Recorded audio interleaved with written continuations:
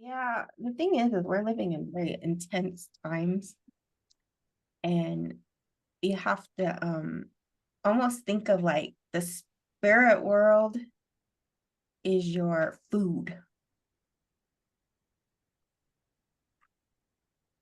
That's that time we're in. It's not like a fun thing. It's not for giggles. It's not to look cool. It's like food. It'll keep you going. It'll help you. It'll protect you. It'll uh give you the courage needed. And we're talking about the protection. It'll help you as you navigate through not just the material things, but the spiritual junk, which is everywhere. There's so much spiritual debris because most people, okay, so like we went through in this course, they're showing you a lot of ways to clean energy. There's the tonali cleansing. Then the last one was the temescal, which is the sweat lodge. There's the herbs. Like the reason we're going through all these cleansings is because what I like you to think about is wherever you go, you're like sweeping. You're sweeping. And you want to get to the point where just your vibration alone is the clearing.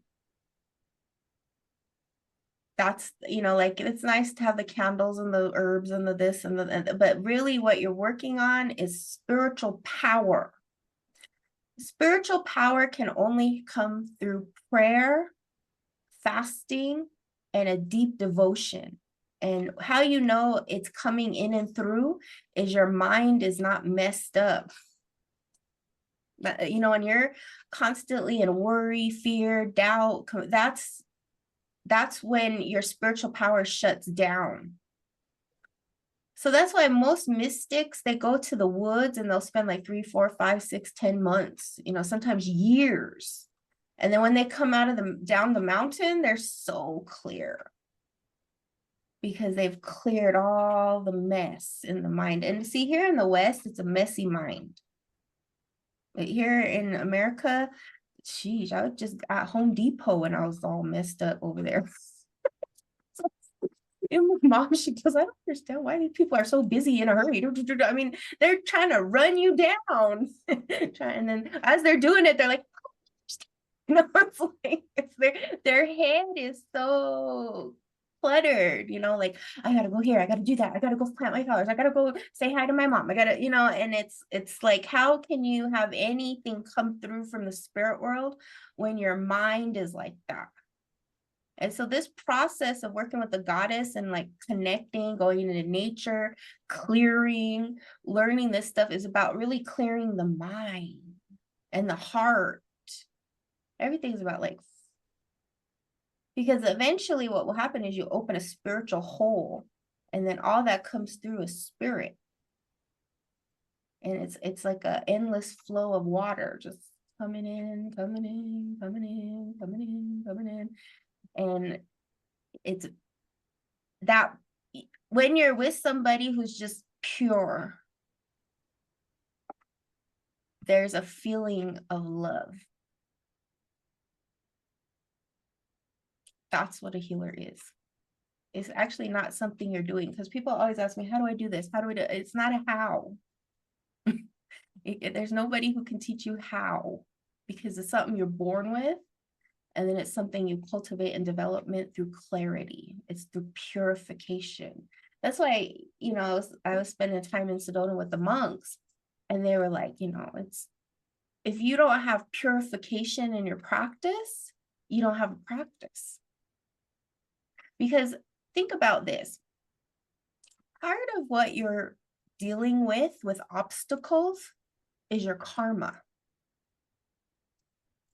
And purification is clearing your karma. That's a huge part of this path. And see, here in the West, I don't think a lot of people really believe in karma. But in the East, karma is everything.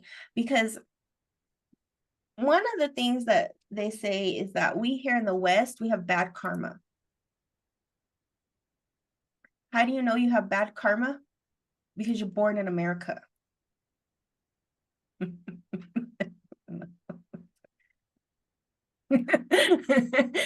We think we're the, best and whatever, but spiritually we're the worst. Okay. Why? Because we don't have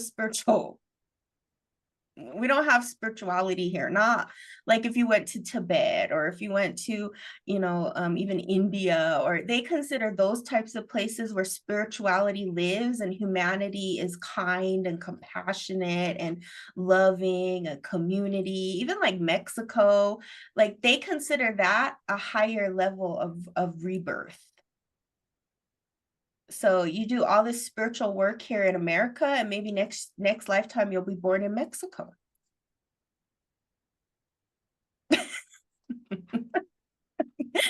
Go tell people that, we're like, huh?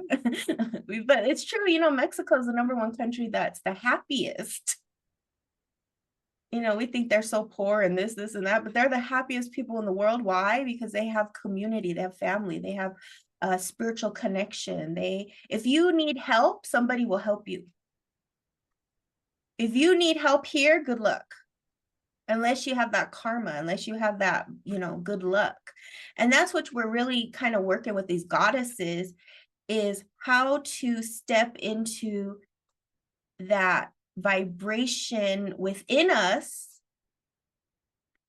of the mother, where you love, and today's Mother's Day. So like, happy Mother's Day. And it's also Buddha's birthday, and then it's Wesak, and it's like the liberation, like we were talking about last time. This is the time where Buddha liberated his mother. So it's all these like concepts of mother coming in, and it's how to mother self first, and then how to mother others. And as a healer, that's mostly what people are looking for from you. And what is a mother? Is like caring, compassionate, kind, loving. And they don't have to be kind, compassionate, caring, loving.